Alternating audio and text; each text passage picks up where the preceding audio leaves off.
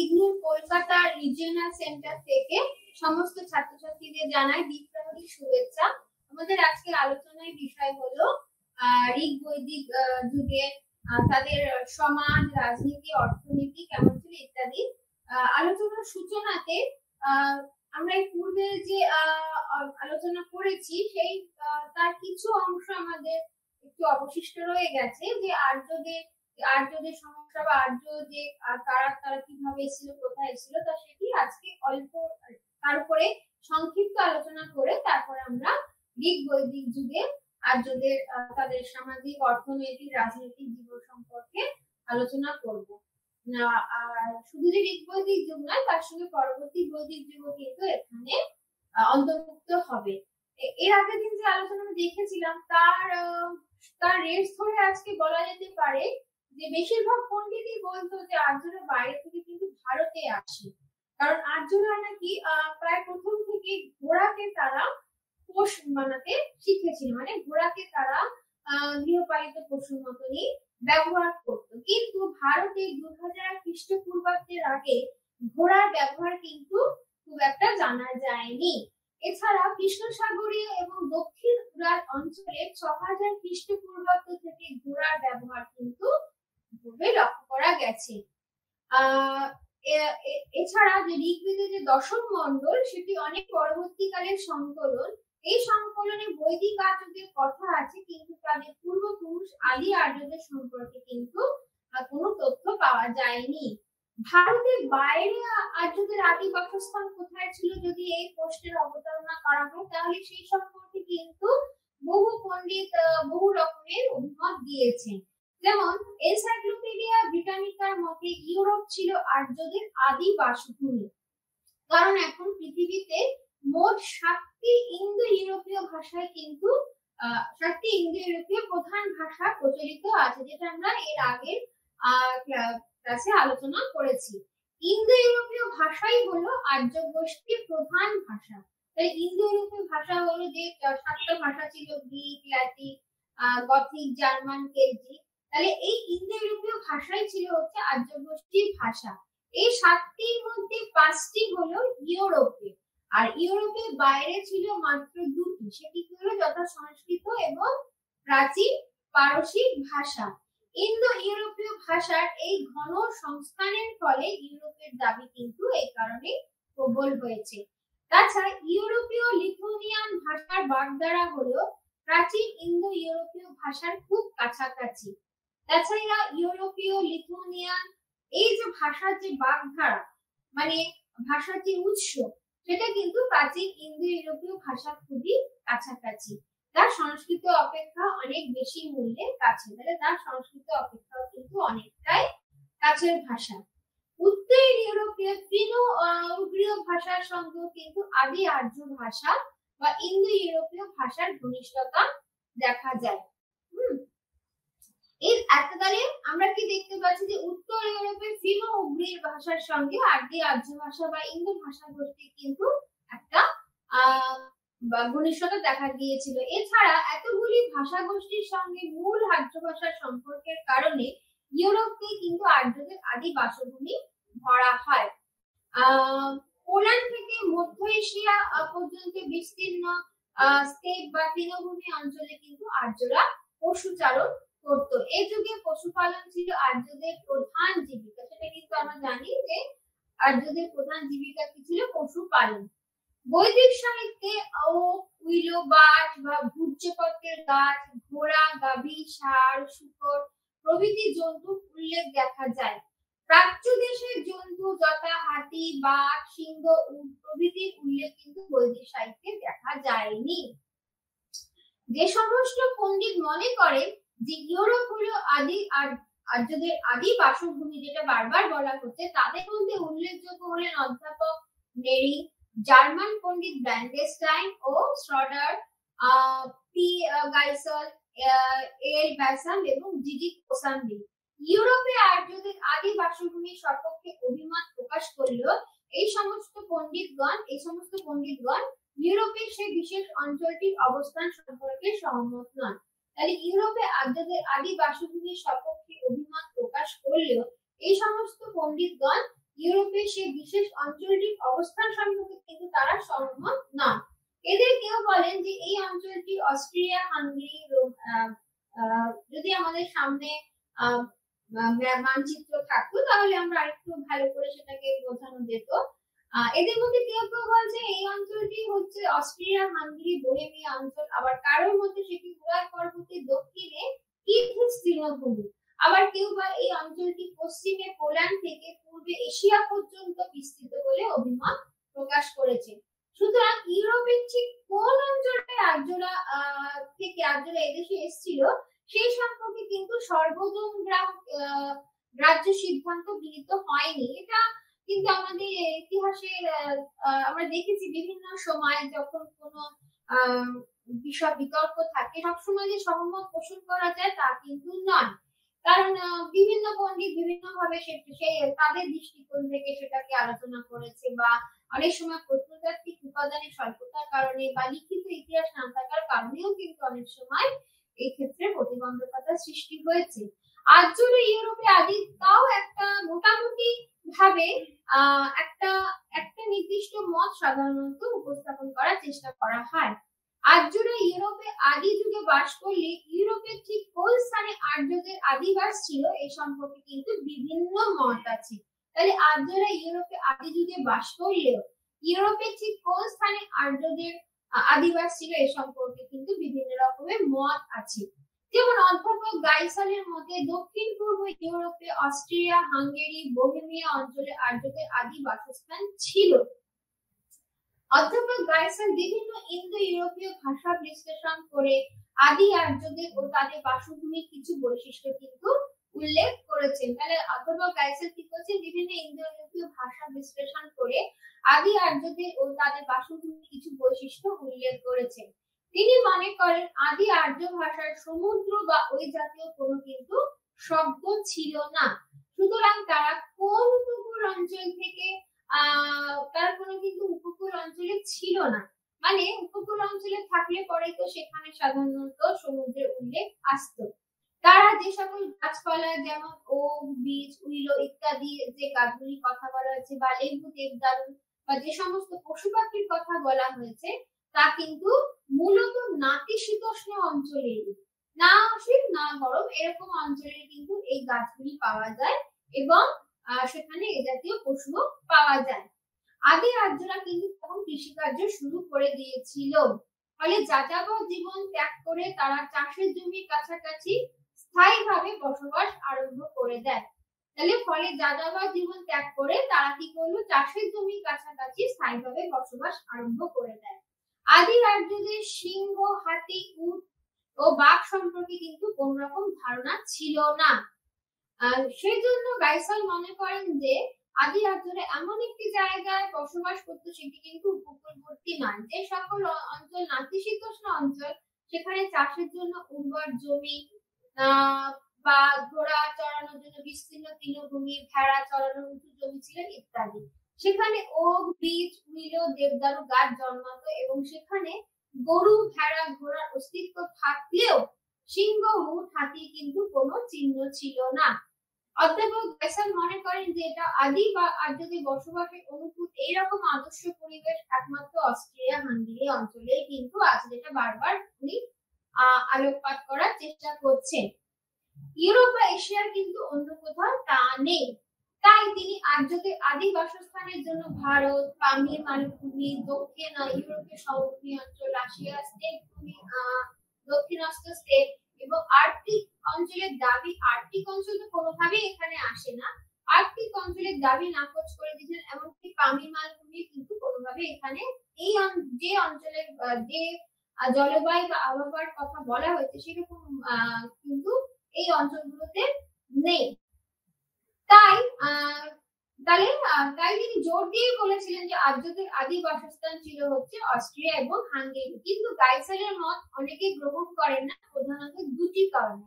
প্রথমে গাইসালের মতের সমর্থনে কোনো প্রত্নতাত্ত্বিক নিদর্শন কিন্তু পাওয়া যায়নি। দ্বিতীয়ত আর্যদের মতো বৃহৎ এক মানব গোষ্ঠী অস্ট্রিয়া, হাঙ্গেরির মতো সংকীর্ণ অঞ্চলে বসবাস করত এইরকম ধারণা কিন্তু সঙ্গত নয় বলেই মনে হয়। দ্বিতীয়ত, আর্যদের মতো বৃহৎ এক মানব গোষ্ঠী অস্ট্রিয়া হাঙ্গেরির মতো সংকীর্ণ অঞ্চলে বসবাস করত, এইরকম ধারণা কিন্তু সঙ্গত নয় বলেই মনে হয়। আমি দুবার করে বলছি কারণ আমাদের এই যে আলোচনাটা হচ্ছে এটা কিন্তু আমাদের একটুখানি কয়েকটা জায়গায় মনে রাখতে হবে। পরবর্তী যে পণ্ডিত বা কোনো কোনো প্রত্নতত্ত্ববিদ মনে করেন যে দক্ষিণ ইউক্রেন আর্যদের আদি বাসভূমি ছিল। মার্কিন এছাড়া কেন, যেমন একজন প্রত্নতত্ত্ববিদ বলেছেন যে দক্ষিণ ইউক্রেন অঞ্চলে এমন একটি মানব গোষ্ঠী কিন্তু বসবাস করত যারা 4500 খ্রিস্টপূর্বাব্দে পশুপালন এবং চাষাবাদের কাজ জানত। তারা ঘোড়াকে পোষ মানিয়ে কাজে লাগাতো। তাহলে আমরা প্রথমেই দেখেছি যে আর্যরা নাকি ঘোড়াকে পোষ মানাতে শিখেছিল, যদিও তার পূর্বেই কিন্তু অন্য জায়গায় কিন্তু ঘোড়াকে পোষ মানানো হয়েছিল। তারা ঘোড়াকে পোষ মানিয়ে কাজে লাগাতো এবং তামা ও ব্রোঞ্জের জিনিসপত্র কিন্তু ব্যবহার করত। তার মতে এই মানব গোষ্ঠী আদি আর্য ছিল এবং তারা ক্রমশ কিন্তু পূর্ব দিকে ছড়িয়ে পড়ে। তার মতে তাহলে কি এই মানব গোষ্ঠী আদি আর্য ছিল এবং এরা ক্রমশ কিন্তু পূর্ব দিকে ছড়িয়ে পড়ে। কিন্তু এই মত অনেকের কাছে গ্রহণযোগ্য নয়।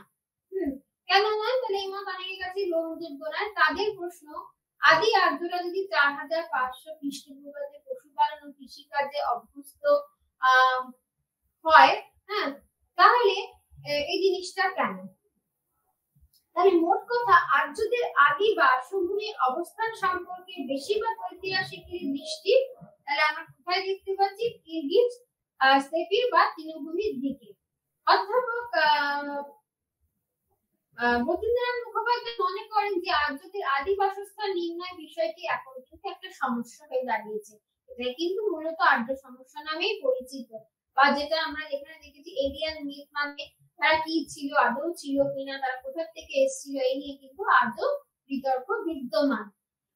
ভারতবর্ষকে যারা আর্যদের আদি বাসস্থান বলে দেখাতে ইচ্ছুক তাদের হাতে কিন্তু তর্কাতীত কোনো তথ্য নেই, যার তথ্যেরও কিন্তু সেখানে অপ্রতুলতা রয়েছে। আবার যারা বলছেন আর্যরা বহিরাগত, তাদের কাছে কিন্তু সেই অর্থে কোন রকম প্রমাণ নেই। তাই ঐতিহাসিক ও পণ্ডিত মহলে এই নিয়ে বিতর্ক অব্যাহত আছে।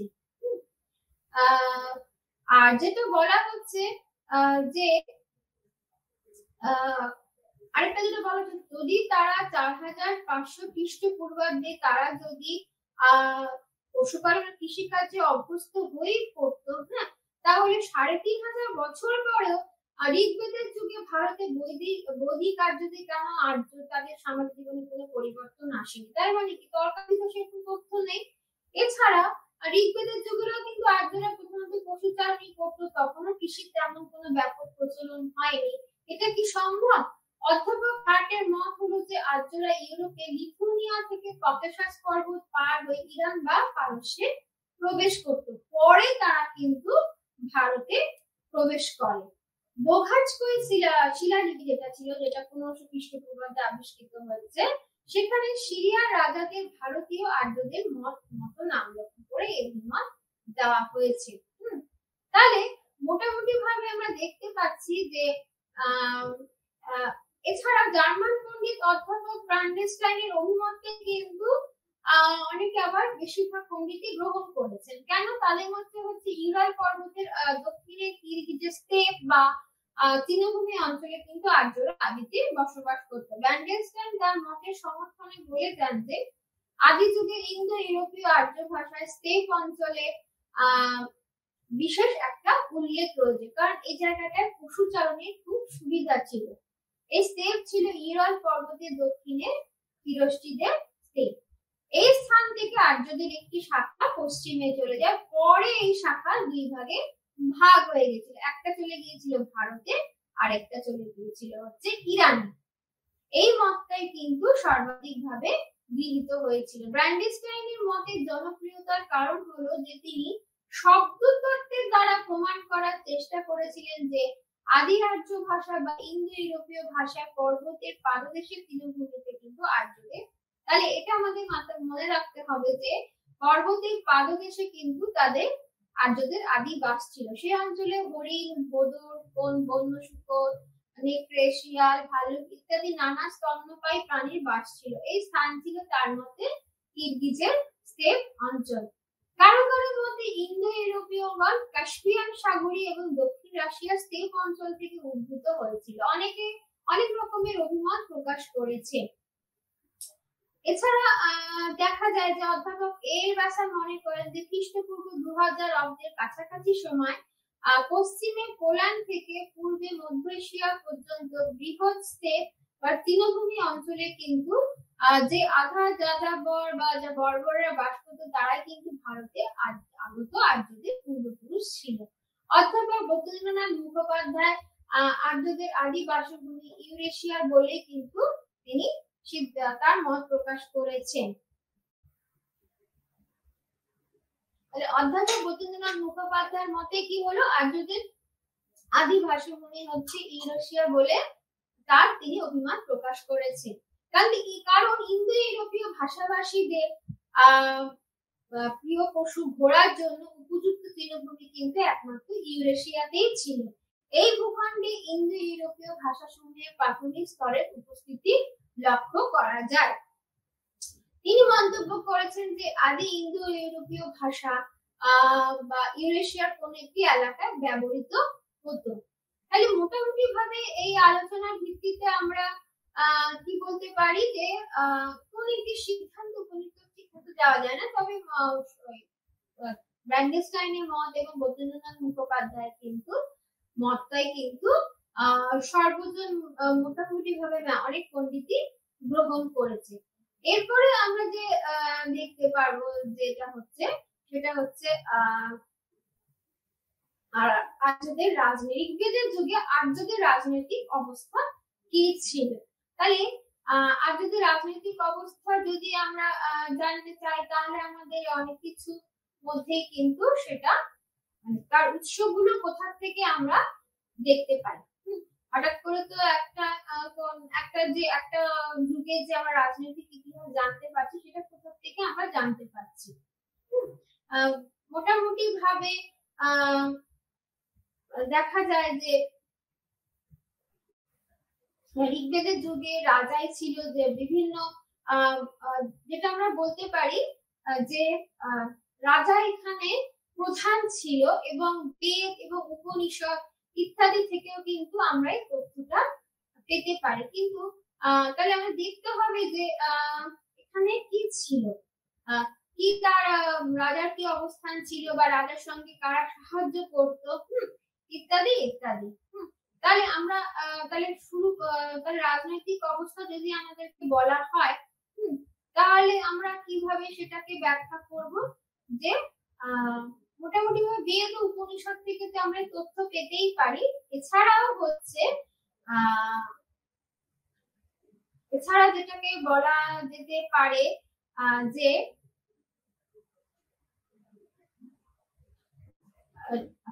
ঋগ্বেদে এছাড়া আমরা দেখতে পাই যে গঙ্গা যমুনা উপত্যকায় খননের ফলে প্রত্নতাত্ত্বিক উপাদান যথা হস্তিনাপুরের মৃৎশিল্প ইত্যাদি বৈদিক সাহিত্যই ছিল কিন্তু এই যুগের ইতিহাসের প্রধান উপাদান। তাহলে ঋগ্বেদের যুগে আর্যদের আমরা জানি বিভিন্ন গোষ্ঠী ছিল। ঋগ্বেদের যুগে রাজা তো প্রধান ছিল, কিন্তু সেই রাজার উৎপত্তিটাই বা কি করে হলো এবং সেখানে তারা কিভাবে বসবাস করতো বা রাজাকে সাহায্য করার জন্য কারা থাকতো, তাদের কি কোন কোন মন্ত্রী মানে পুরোহিত কি ছিল কিনা বা মন্ত্রী পরিষদে কারা কারা থাকতেন ইত্যাদি ইত্যাদি। ঋগ্বেদের যুগে আর্য গোষ্ঠীগুলির সঙ্গে অনার্যদের এবং বিভিন্ন আর্য গোষ্ঠীগুলির মধ্যে কিন্তু যুদ্ধ বিগ্রহ চলত। তাহলে ঋগ্বেদের যুগে আর্য গোষ্ঠীগুলির সঙ্গে অনার্যদের এবং বিভিন্ন আর্য গোষ্ঠীর মধ্যে তাদের আভ্যন্তরীণ দ্বন্দ্ব ছিল। এছাড়া আর্যদের সঙ্গে কিন্তু অনার্যদেরও কিন্তু একটা দ্বন্দ্ব চলত। নিরন্তর যুদ্ধ বিগ্রহ ও কৃষিক্ষেত্র দখলের জন্য সংগ্রামের দরুন বৈদিক আর্যদের মধ্যে কিন্তু আস্তে আস্তে সাম্রাজ্যবাদের প্রবণতা দেখা দিয়েছিল। কুরু, পাঞ্চাল প্রভৃতি নবোদিত আর্য গোষ্ঠীগুলি পরবর্তী কিন্তু বৈদিক যুগে প্রাধান্য পেয়েছিল। তাহলে আমরা কিভাবে হঠাৎ করে তাহলে ঋগ্বেদের যুগে যেটা আমরা দেখতে পাচ্ছি কি ঋগ্বেদের যুগে এছাড়াও রাজা ছিল, প্রধান রাজাকে সাহায্য করার জন্য কারা কারা থাকতো। আচ্ছা, তাহলে রাজাকে সাহায্য করার জন্য আচ্ছা, পরবর্তী আমরা কিভাবে দেখতে পাই যে পরবর্তী যুগে আমরা দেখতে পাই, আচ্ছা প্রথমে ছিল রাজা। এইবার এই যে বিভিন্ন গোষ্ঠীগুলির মধ্যে যে দ্বন্দ্বের ফলে তাহলে কে নেতৃত্ব দেবে, তাহলে এর মধ্যে দ্বন্দ্বের ফলে কি এর মধ্যে থেকে আস্তে আস্তে রাজা পদের সৃষ্টি হয়। এবার কিভাবে তাদের সৃষ্টি হলো এবং রাজার সঙ্গে কারা থাকতো, তাহলে রাজাকে সেই সময় সাহায্য করার জন্য কারা ছিলেন, পুরোহিত ছিলেন, তারপরে হচ্ছে পুরোহিত ছিল, এছাড়া হচ্ছে রাজাকে সেই সময় শাসন কাজে সাহায্য করার জন্য পুরোহিত ছাড়া আরো দুজন ছিল। এছাড়া রাজাকে সেই সময় কিন্তু কর দিতে হতো এবং সেই কর কিসে দেওয়া হতো, সাধারণত সেটা হয়তো ফলমূল বা ইসের মাধ্যমে বা কোন একটা যে চাষ করা হতো তার কিছু অংশ কিন্তু রাজাকে কর হিসাবে দিতে হতো। তাহলে কি পরবর্তী বৈদিক যুগে আমরা কি দেখতে পাচ্ছি যে এই পুরাতন এই সময় কিন্তু অনেক উপজাতিও গড়ে উঠেছিল। তাহলে কি পুরাতন আর্য উপজাতি গুলো ভেবে নতুন ভাবে তাহলে কি এই আর্য গোষ্ঠীগুলি কিন্তু এই যে যুদ্ধ চলতো, তাহলে তাদের মধ্যে নেতৃত্ব দেওয়ার জন্য কিন্তু রাজারও ক্ষমতা কিন্তু পরবর্তীকালে আমরা দেখতে পাই কিভাবে সেটা বৃদ্ধি পেয়েছিল। তাহলে কি পুরাতন আর্য উপজাতিগুলি ভেঙে নতুন ভাবে সংমিশ্রিত হয়ে এই নতুনতর আর্য গোষ্ঠী বা উপজাতিগুলি গড়ে উঠে, যেমন ভরত এবং কুরুর মিলনে কুরু উপজাতি সৃষ্টি হয় ইত্যাদি। এই যুগে আমরা কি দেখতে পাই, মানে পরবর্তী বৈদিক যুগে, কারণ ঋগ বৈদিক যুগ বললে পরবর্তী বৈদিক যুগ কিন্তু আমাদের সাধারণভাবে এসে যায়। এই যুগে আর্য বসতি পূর্ব ভারত এবং দক্ষিণে বিস্তৃত হলেও আর্যদের একমাত্র বাসস্থান হিসাবে কিন্তু পাঞ্জাবের প্রভাব কিন্তু কমে যায়। গঙ্গা যমুনা উপত্যকা বা মধ্যদেশ আর্য সভ্যতার প্রধান কেন্দ্রে পরিণত হয়। তাহলে কি কিছু কিছু জায়গা কিন্তু ক্রমশ তার পরিবর্তন হচ্ছিল। এছাড়া আমরা দেখতে পাই যে রাজা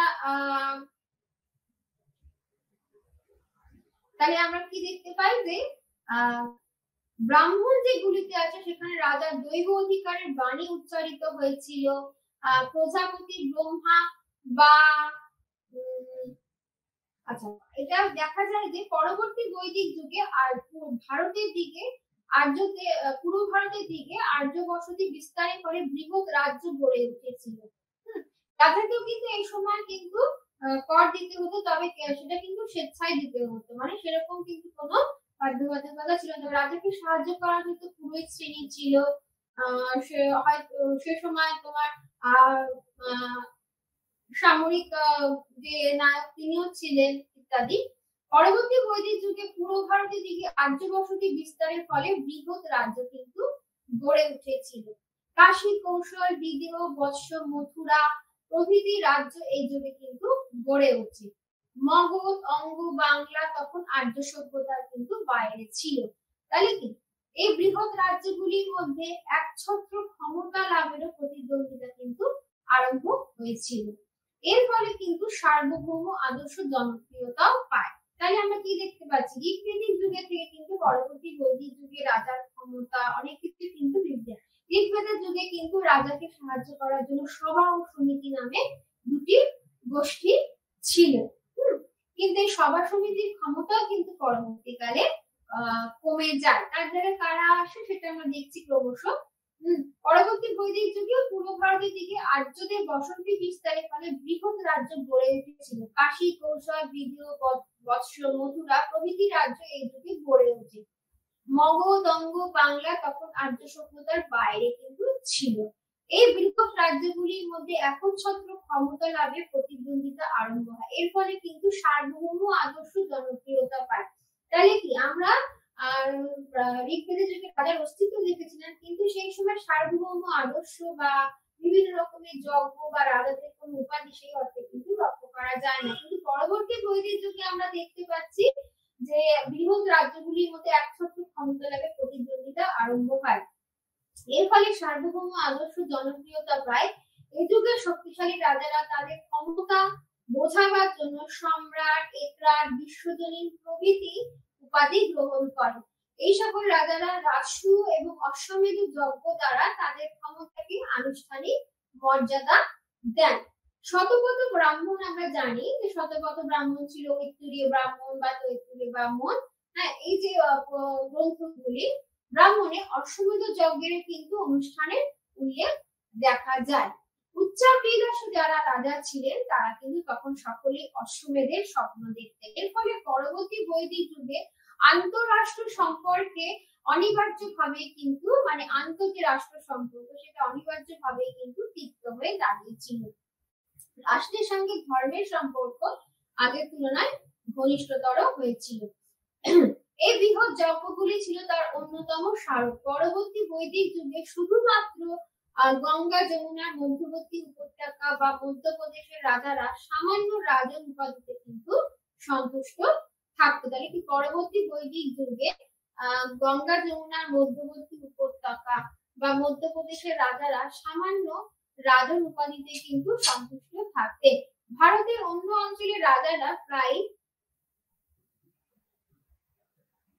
ভিন্নতর এবং মহত্তর উপাধি ধারণ করেছিলেন।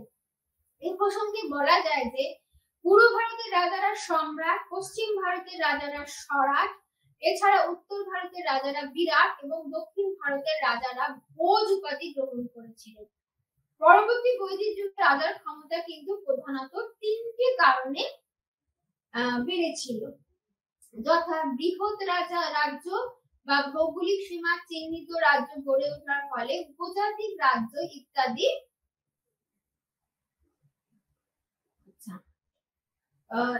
তাহলে আমরা কি দেখতে পাচ্ছি যে পরবর্তী সংহিতা এবং ব্রাহ্মণগুলিতে রাজার দৈব অধিকারের বাণী কিন্তু উচ্চারিত হয়েছিল। প্রজাপতি ব্রহ্মা বা দেবরাজ ইন্দ্র রাজপথ সৃষ্টি করেন বলে শতপথ ব্রাহ্মণে কিন্তু বলা হয়েছে।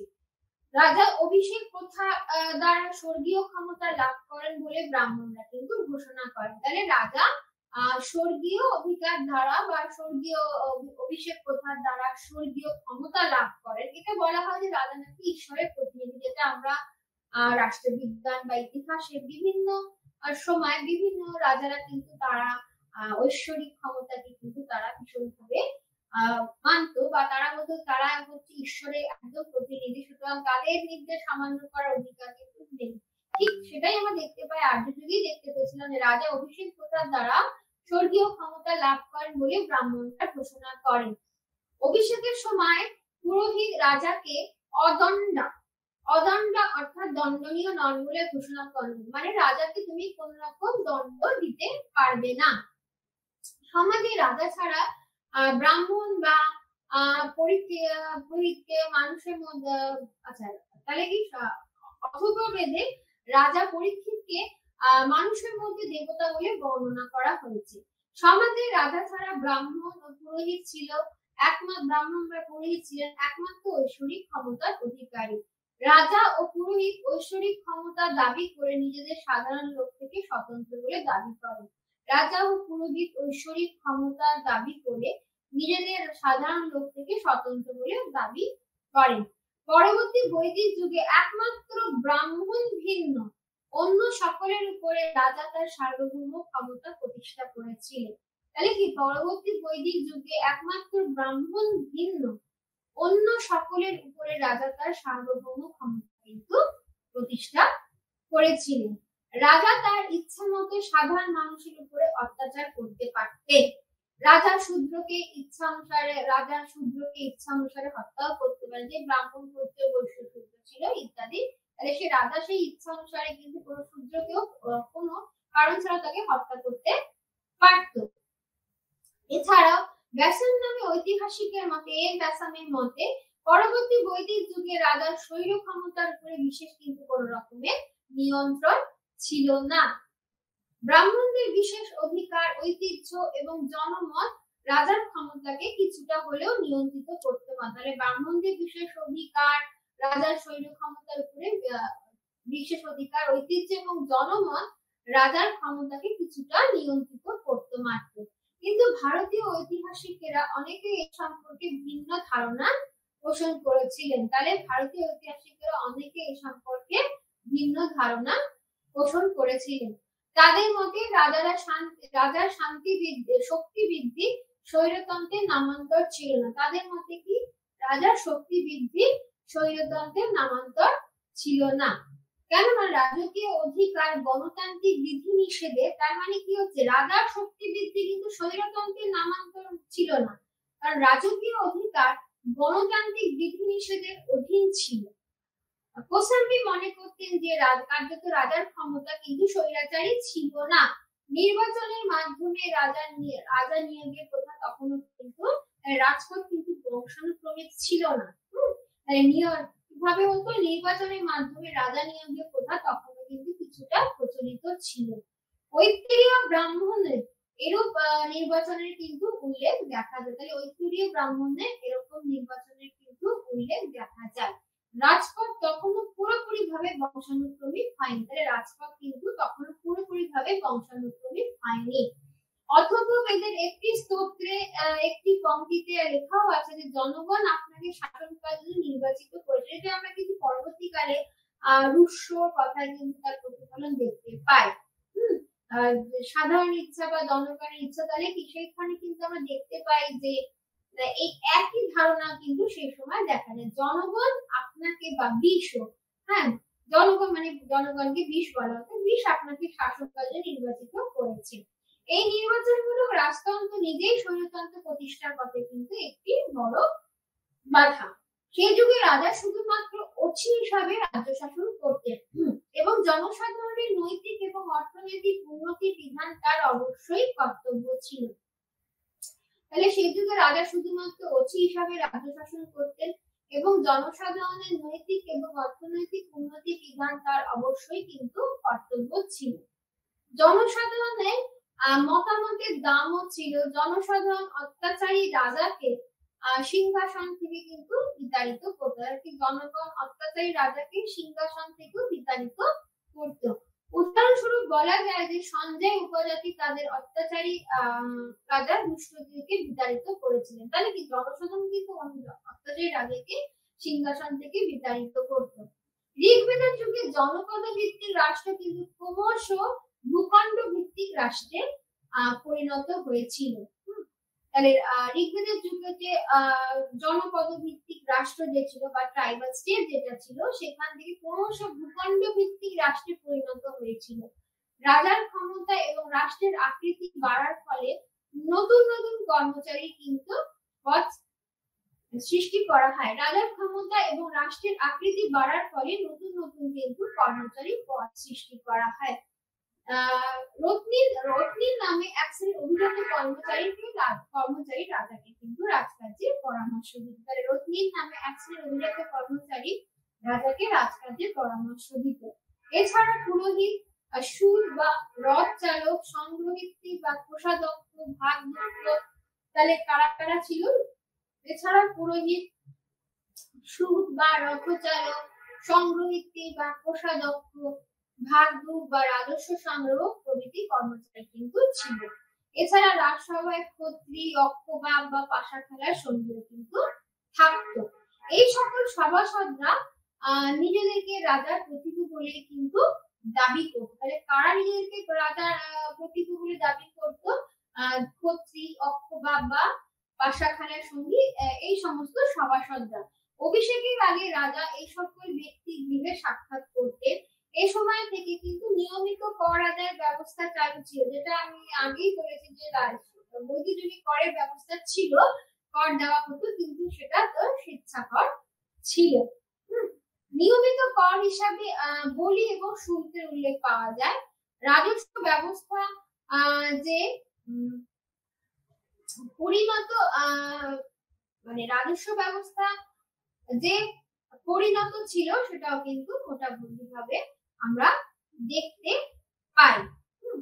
এছাড়া আমরা দেখতে পাই যে কোন কোন ক্ষেত্রে সভা সমিতিও কিন্তু একটা পরিবর্তন এসছিল।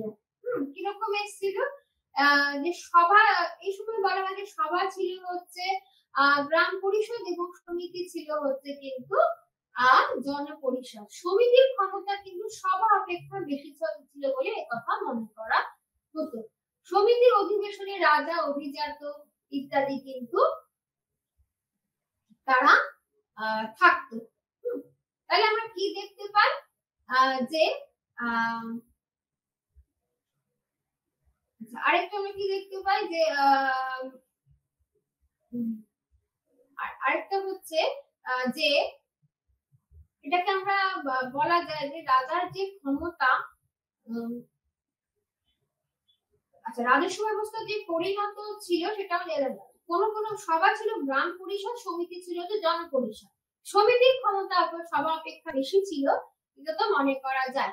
সমিতির অধিবেশনে রাজা, অভিজাত বা প্রধান ব্যক্তিরা কিন্তু জনসাধারণ একত্রে মিলিত হতো। তাহলে সমিতির অধিবেশনে কারা থাকতো? রাজা, অভিজাত বা প্রধান ব্যক্তিরাও জনসাধারণ একত্রে মিলিত হতেন। সমিতি রাজার কর্তব্যের নির্দেশ দিতে পারত। প্রজাতান্ত্রিক রাষ্ট্রে নিঃসন্দেহে সমিতির ক্ষমতা কিন্তু অনেক বেশি ছিল। এই রাষ্ট্রের সমিতি ছিল কিন্তু শাসন ব্যবস্থার মূল কেন্দ্র। এরূপ প্রজাতন্ত্রের সংখ্যা বৈদিক যুগে খুব কম ছিল না। রাজতান্ত্রিক রাষ্ট্রগুলিতেও কিন্তু সমিতির ক্ষমতা ঋগ্বেদের যুগে কম ছিল না। রাজা সমিতির অধিবেশনে উপস্থিত থেকে তার বক্তব্যের দ্বারা সমিতির সদস্যদের প্রভাবিত করার চেষ্টা করতেন। ঋগ্বেদে জনসাধারণকে নির্দেশ দেওয়া হয়েছে যে সমিতির অধিবেশনে তারা কিন্তু যেন ঐক্যবদ্ধ থাকে, একই মতে কথা বলে, একই মন একই চিত্তবৃত্তি প্রকাশ করে। অর্থাৎ সংগেচ্ছবং সংবদ্ধবং সহমনন সহবিত্তম সমান মন্ত্রম যেন হয়। অর্থাৎ একই মত বলবে, একই মন থাকবে, একই চিত্তবৃত্তি যেন তারা প্রকাশ করে। জনসাধারণ যদি ঐক্যবদ্ধ হয় তাহলে রাজার পক্ষে কিন্তু স্বৈরাচারী হওয়া কখনোই সম্ভব হবে না। এই ছিল কিন্তু এই মন্ত্রের মূল কথা। এর মধ্যে যেটা আমি আগেই বললাম, আমরা দার্শনিক জেনারেল উইল বা সর্বসাধারণের সম্মতির আভাস পাই। যতদিন রাষ্ট্রে উপজাতি কেন্দ্রিক ছিল ততদিন কিন্তু সমিতির ক্ষমতা অনেকটাই বেশি ছিল। পরে রাষ্ট্রের আয়তন বাড়লে কিন্তু সমিতির ক্ষমতাও কিন্তু ক্রমশ কমতে থাকে। আর্যদের রাষ্ট্রের আয়তন ঋগ্বেদের যুগে ছিল প্রাচীন গ্রিসের পলিস বা নগর রাষ্ট্রের মতনই ক্ষুদ্র। প্রাচীন গ্রিসের যে পলিস ব্যবস্থা ছিল, বৈদিক আর্যদের উপজাতির রাষ্ট্র ছিল অনেকটা কিন্তু পলিসের মতো। এখন সভা সম্পর্কে বলা যায় যে সভা বয়স্ক প্রধান ব্যক্তিদের প্রতিষ্ঠান ছিল। ঋগ্বেদের যুগে সভার ক্ষমতা কি ছিল তা কিন্তু আমরা সঠিক জানা যায় না। পরবর্তী বৈদিক যুগে কিন্তু সবার ক্ষমতা অত্যন্তই বাড়ে আর সমিতির ক্ষমতা কিন্তু কমে যায়। আইন বা প্রচলিত প্রথার্থে ঋগ্বেদের ধর্ম কথাটি ব্যবহৃত হয়েছে। সেই সময় চুরি, ডাকাতি, প্রতারণা, প্রধানের মতো অপরাধমূলক ঘটনা প্রায় লেগেই থাকতো। খুন খারাপিও হতো, কিন্তু রক্তের বদলে রক্তপাত অর্থাৎ ব্যক্তিগত প্রতিহিংসা প্রভৃতি চরিতার্থ করবার কোনো বাসনা তৎকালীন বিচার ব্যবস্থায় কিন্তু মূলে ছিল না। খুনের দায় দোষী সাব্যস্ত হলে অপরাধীকে 100টি জরিমানা দিতে হতো এবং পারস্পরিক যে বিবাদে যিনি মধ্যস্থতা করতেন তাকে বলা হতো মধ্যমসি বা গ্রাম্য বাদীর নামে তিনি বিচারকের কাজ করতেন। অপরাধীকে ধরে আনার দায়িত্ব যাদের উপর ছিল তাদেরকে উগ্র বা পুলিশ বলা হতো। অধর্মণ্য ঋণ শোধে অপারগ হলে তাকে কিছুকাল উত্তমনে দাসত্ব কিন্তু, তাহলে অধর্মণ্য ঋণ শোধে অপারগ হলে তাকে কিছুকাল উত্তমনে দাসত্ব কিন্তু করতে হতো। এছাড়া আমরা দেখতে পাই যে বৈদিক যুগে রাজার ক্ষমতা আইনত নিরঙ্কুশ হলেও কার্যত প্রজা পালন এবং ন্যায় বিচার স্থাপন কিন্তু তার প্রধান কর্তব্য ছিল। আর এই সময় আমরা আরেকটা জিনিস যেটা ঋগ্বেদের যুগে যেটা আলোচনার মধ্যে বলা হয়নি সেটা হচ্ছে সেই সময় কিন্তু যে রাজস্ব ব্যবস্থা যে পরিণত হয়েছিল তার প্রমাণ আমরা দেখতে পেয়েছিলাম সংগ্রহিত্রী এবং ভাবদূকের মতো রাজকর্মচারীদের নিয়োগ। ব্রাহ্মণ এবং ক্ষত্রিয়কে কিন্তু কোনো কর দিতে হতো না এবং বৈশ্যের উপরে করের বোঝা সবচেয়ে বেশি পরিমাণে চাপানো হতো। সুতরাং কর বন্টনে কিন্তু সাম্য একেবারেই ছিল না। কৃষি, শিল্পজীবী এবং বণিক সম্প্রদায়ের লোকেরাই কিন্তু প্রধানত করভার বহন করতেন। তাহলে কৃষি এবং শিল্পজীবী বা বণিক সম্প্রদায়ের লোকেরাই কিন্তু প্রধানত করভারটা বহন করতেন। ঘাটতি পূরণের জন্য নিয়মিত রাজস্ব ছাড়াও কিন্তু রাজা অতিরিক্ত কর মাঝে মাঝে আদায় করতেন। তাহলে ঘাটতি পূরণের জন্য নিয়মিত রাজস্ব ছাড়াও রাজা অতিরিক্ত কর কিন্তু মাঝে মাঝে আদায় করতেন। বা যুদ্ধে প্রাপ্ত বা লুণ্ঠিত সম্পদের সিংহভাগ কিন্তু রাজা গ্রহণ করতেন। অথর্ববেদে প্রদেয় বলির পরিমাণ 1/16 অংশ ধার্য করা হয়েছিল। বলি দিতে হতো জিনিসের মুদ্রায় বা টাকায় নয়, কারণ টাকার ব্যবহার কিন্তু, তাই বলি দিতে হতো জিনিস মুদ্রায় বা টাকা নয়, কারণ টাকার ব্যবহার কিন্তু তখনও প্রচলন হয়নি। আর রাজার ক্ষমতা, যদি বৈদিক যুগে আমরা কি দেখতে পাচ্ছি, রাজার ক্ষমতা নিরঙ্কুশ হলেও কার্যত প্রজা পালন এবং ন্যায় বিচার স্থাপন কিন্তু তার কর্তব্য ছিল।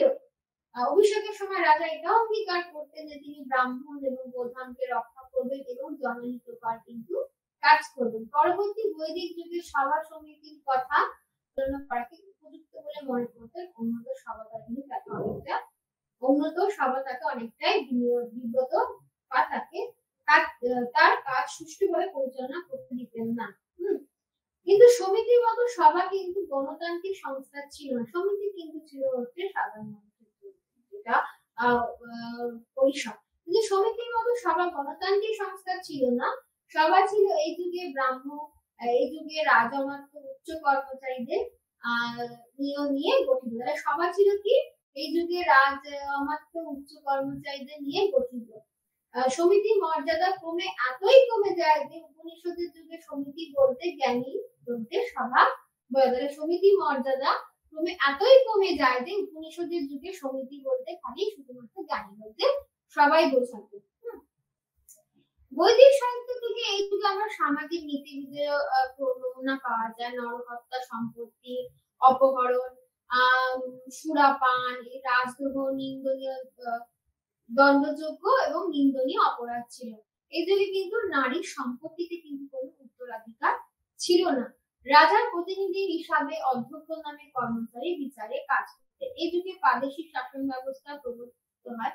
রাজ্যের প্রত্যন্তে যে সমস্ত অধিবাসীদের দ্বারা অধ্যুষিত এলাকা ছিল তার শাসনভার কিন্তু শতপথীকেই দেওয়া হয়েছিল।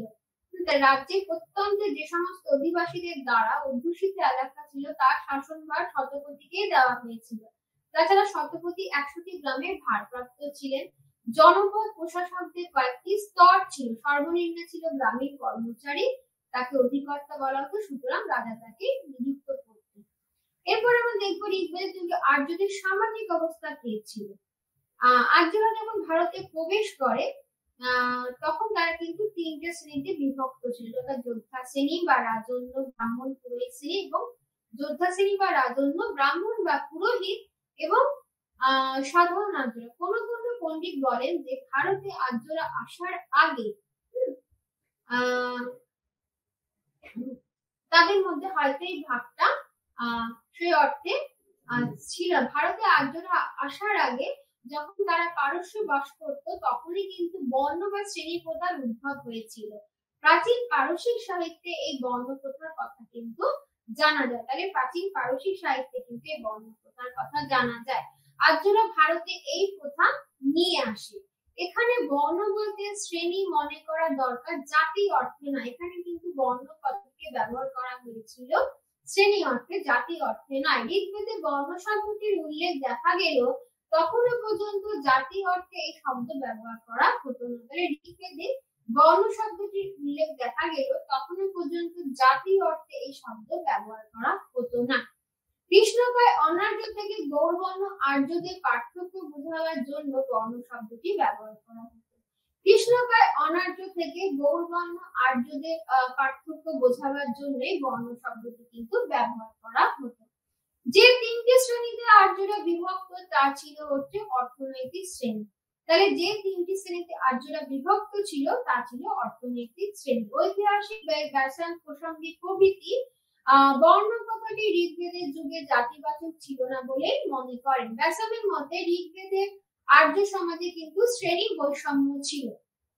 আর্য সমাজে কিন্তু তিনটি শ্রেণী ছিল, যথা ব্রাহ্মণ বা পুরোহিত, রাজন্য বা যোদ্ধা এবং বৈশ্য। তাহলে আর্যদের সমাজে তিনটি শ্রেণী ছিল, যথা ব্রাহ্মণ বা পুরোহিত, রাজন্য বা যোদ্ধা এবং বৈশ্য। শ্রেণী বিভাগ কিন্তু বংশানুক্রমিক ছিল না। তাহলে শ্রেণী বিভাগ কিন্তু বংশানুক্রমিক ছিল না। বিভিন্ন শ্রেণীর মধ্যে অন্তর্বিবাহ ব্যবস্থা চালু ছিল। বিভিন্ন শ্রেণীর মধ্যে কিন্তু অন্তর্বিবাহ ব্যবস্থা চালু ছিল, এমন প্রমাণ কিন্তু পাওয়া গিয়েছে। ব্রাহ্মণ বা পুরুষ, রাজন্য বা ক্ষত্রিয় নারীকে বিবাহ করতে এমন উদাহরণ কিন্তু পাওয়া যায়। পুরোহিত রাজার সঙ্গে যুদ্ধক্ষেত্রে যেত। ঋগ্বেদে ক্ষত্রিয় শব্দটির ব্যবহার আমরা তখন কিন্তু খুব একটা দেখা যায় না। এর পরিবর্তে ব্যবহার করা হয়েছে কি রাজন্য শব্দটি ব্যবহার করা হয়েছে। ঋগ্বেদের স্তোত্রগুলিতে জাতিভেদ প্রথার বিধিনিষেধের উল্লেখ নেই। ঋগ্বেদের স্তোত্রগুলিতে জাতিভেদ প্রথার বিধিনিষেধের উল্লেখ কিন্তু নেই।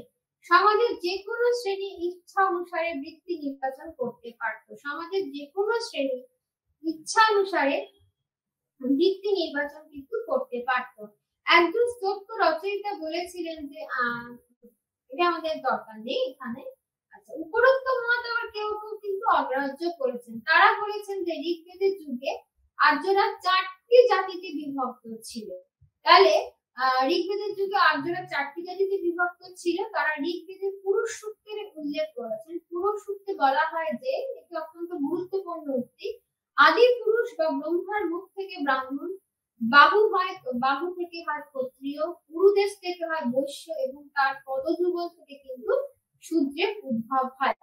সমালোচকদের মতে পুরুষ সূক্তের ঐতিহাসিকতা সম্পর্কে সন্দেহ আছে।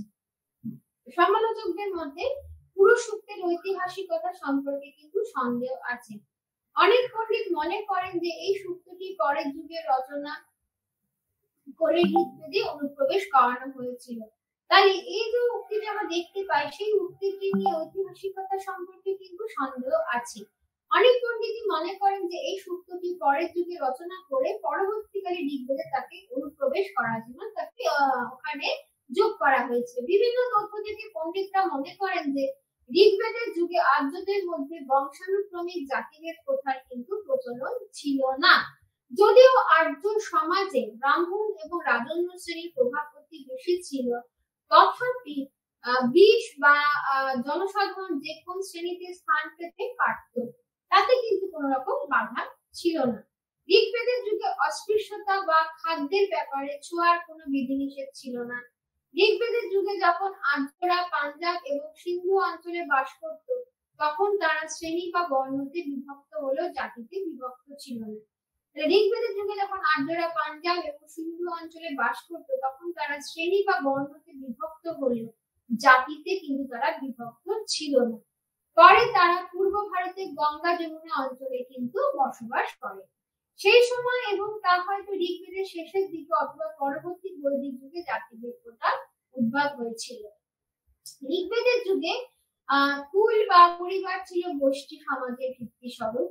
ঋগ্বেদের সমাজে কিন্তু আমরা দেখেছি যুগে কুল বা পরিবার ছিল গোষ্ঠী সমাজের ভিত্তি স্বরূপ, এবং ঋগ্বেদের সমাজে কিন্তু একান্নবর্তী পরিবারের কিন্তু প্রাধান্য ছিল। পরিবারগুলি ছিল পিতৃতান্ত্রিক। পরিবারের সর্বাপেক্ষা বয়স্ক পুরুষ কর্তা এবং গৃহপতি হিসাবে গণ্য হতো। পরিজনদের উপর তার সীমাহীন কর্তৃত্ব ছিল, মানে তিনি প্রধান হিসাবে গণ্য হতেন। অসৎ আচরণের জন্য পিতা পুত্রের দৃষ্টিশক্তি হরণ করে তাকে ত্যাগ করেছেন, এমন ঘটনার উল্লেখ কিন্তু ঋগ্বেদে আমরা দেখতে পাই। পিতা মাতা এবং অন্যান্য পিতামহী এবং অন্যান্য পরিজন সহ পরিবার গঠিত হতো। ব্যক্তিদের পরিবারের ব্যক্তিদের মধ্যে ঘনিষ্ঠ বন্ধন ছিল। সন্তানের উপরে পিতার কর্তৃত্ব এবং নিয়ন্ত্রণ অব্যাহত ছিল। অবশ্য পিতা পুত্রের সম্পর্ক ছিল স্নেহের মতো। গৃহপতি বা পরিবারের কর্তা পারিবারিক সম্পত্তির আয় থেকে পরিবারের সকলের সবকিছু কিন্তু তিনি সংস্থান করতেন।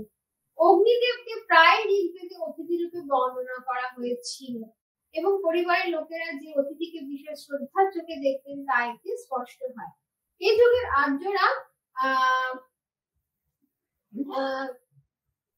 আর্যরা যাযাবর বৃত্তি ছেড়ে কিন্তু গ্রামে স্থায়ী বসবাস আরম্ভ করেছিলেন। প্রত্যেকটি পরিবারে কিন্তু স্থায়ী গৃহ থাকতো। সাধারণত গৃহগুলি বাঁশ এবং খড় দ্বারা তৈরি করা হতো। এই যুগে মাটির দেওয়াল দ্বারা গৃহ নির্মাণের প্রথা কিন্তু চালু ছিল। প্রতি গৃহে একটি করে অগ্নি থাকতো, একটি করে অগ্নিকুণ্ড থাকতো। তাহলে প্রত্যেকটা গৃহে একটি করে অগ্নিকুণ্ড থাকতো। এই অগ্নিকুণ্ড পোড়ামাটির ইটের দ্বারা কিন্তু তৈরি করা হতো। আর্যরা খাদ্য হিসাবে প্রধানত যব, গম ব্যবহার করত। আর্যরা খাদ্য হিসাবে প্রধানত যব, গম এগুলো ব্যবহার করত। তারা চাল এবং চালজাত দ্রব্য খেত। দুধ, দুগ্ধজাত দ্রব্য, বিশেষত ঘি, মাখন প্রভৃতি কিন্তু তাদের ভীষণ প্রিয় খাদ্য ছিল। এছাড়া পিঠা বা চাল এবং দুধের পিঠা বা পুরুডাস সেই সময় বলা হতো। পুরুডাস কিন্তু আর্যদের প্রিয় খাদ্য ছিল। মাংসের মধ্যে বিশেষত ঘোড়ার মাংস, ছাগলের মাংস, পাখির মাংস তারা আহার করত। গো মাংস কিন্তু খাওয়া নিষিদ্ধ ছিল, কারণ তারা কিন্তু গোমাতাকে তারা দেবতা হিসেবে তারা কিন্তু পূজা করত।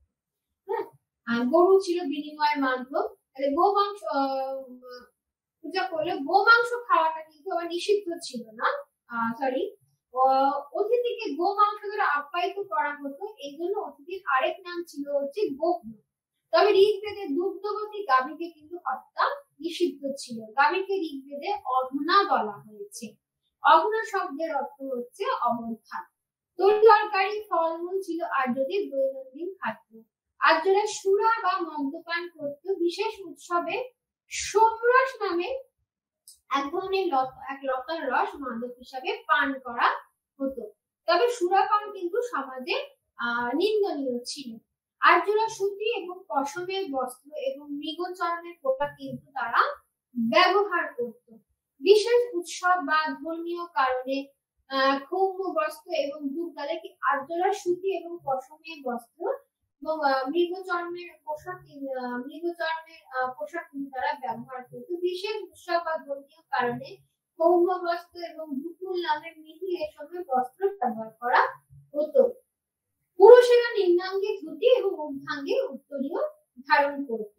এর থেকে মনে করা হয় যে বেশভূষা থেকে কিন্তু আর্যদের যথেষ্ট দৃষ্টি ছিল। নারীরা দুই প্রস্থে পোশাক ছাড়াও নিবি বা কোমর বন্ধনী ব্যবহার করত। নারীরা সোনা এবং রূপার অলঙ্কারও কিন্তু ব্যবহার করত এবং দামি পাথরের অলঙ্কারও কিন্তু সেই সময় ব্যবহার করা হতো।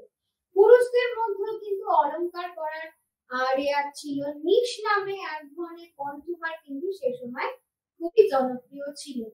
নারীরা নানা ছাদে কবরী বাদ্য মানে খোপা এবং তাতে চিরুনি এবং তেল দিয়ে কিন্তু প্রসাধন করত। আর্যরা তাদের অবসর সময় পাশা খেলা, মুষ্টিযুদ্ধ, রথের দৌড় এবং সঙ্গীত চর্চার কিন্তু তারা সঙ্গীতের চর্চায় কিন্তু তারা কাটাতো। পাশা খেলার দ্বারা কিন্তু জুয়া খেলারও চলন হয়। সমাজে জুয়া খেলায় নিন্দনীয় হলে কিন্তু সময় যা করা হতো। পরবর্তী বৈদিক যুগে কিন্তু আমরা দেখতে পাই যে এছাড়া আমি দেখতে পাচ্ছি নারীদের কিন্তু শিক্ষার অধিকার ছিল। সেই সময় কিন্তু অপালা, লোপামুদ্রা, গান্ধী মধ্যে প্রভৃতি নারীদের কিন্তু উল্লেখ পাওয়া যায়।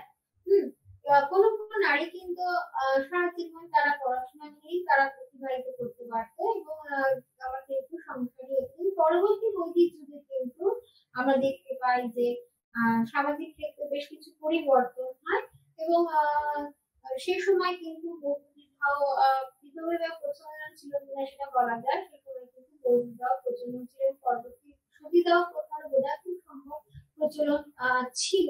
সেই সম্পর্কে বিভিন্ন ঐতিহাসিক বিভিন্ন মত দেখা যায়।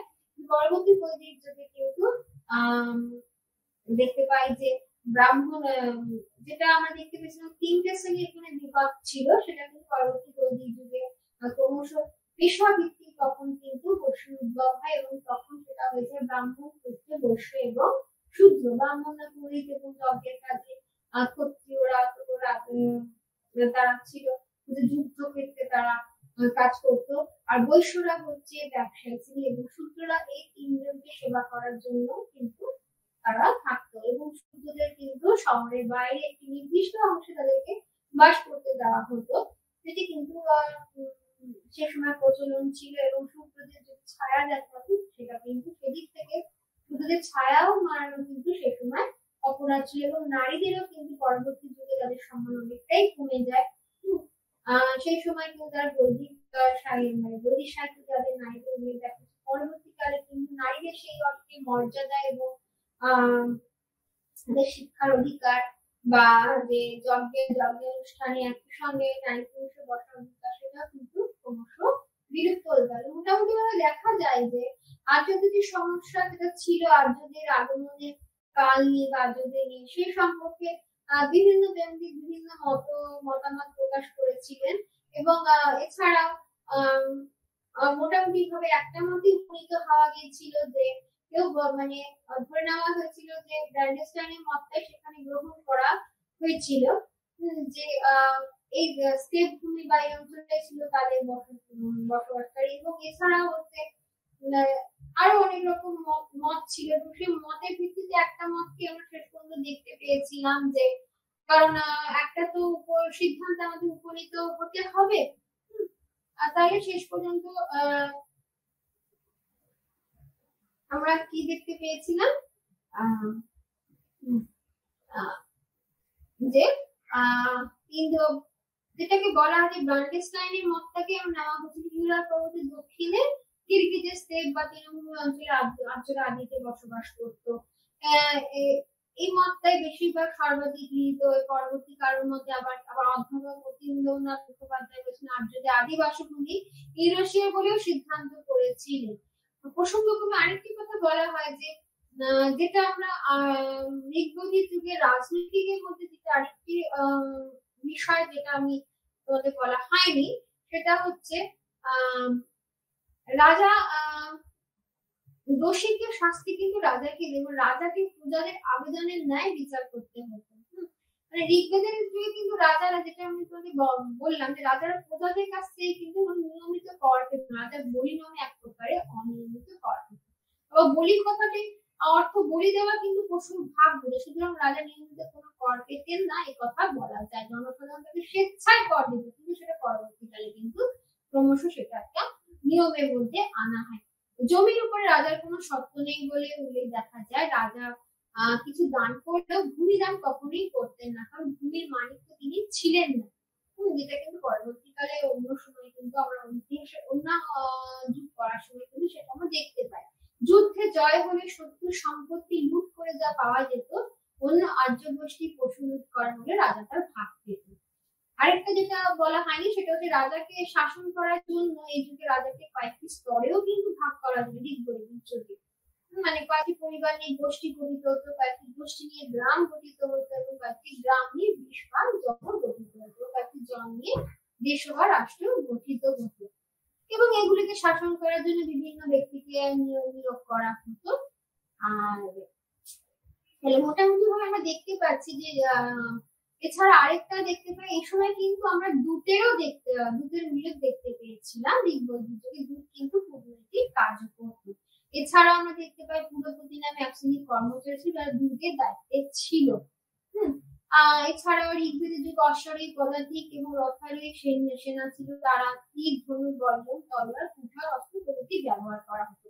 সুতরাং আজকে যে আলোচনা আমরা পুরো দেখতে দেখলাম যে আর্য সমস্যা কি ছিল, এবং ঋগ্বেদের এবং পরবর্তী বৈদিক যুগে আর্যদের সামাজিক এবং রাজনৈতিক অবস্থান মানে কি পরিবর্তন কি ছিল, এবং পরবর্তী বৈদিক যুগে তার কি কি পরিবর্তন হয়েছিল, সেটা ভালোর দিকে ছিল না খারাপের দিকে ছিল।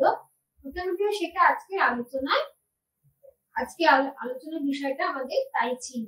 এর পরবর্তী যে আমরা আলোচনা করব বা পরবর্তী যে বিষয় আমাদের কাছে আলোচনার জন্য থাকে, সেটা হচ্ছে ঋগ্বেদের পরবর্তী যুগের আর্যদের ধর্মীয় জীবন এবং পরবর্তী যুগে আর্যদের ধর্মীয় জীবন এবং তাদের অর্থনৈতিক জীবন। সুতরাং আজকের আলোচনা আমরা এখানেই সমাপ্ত করছি। নমস্কার।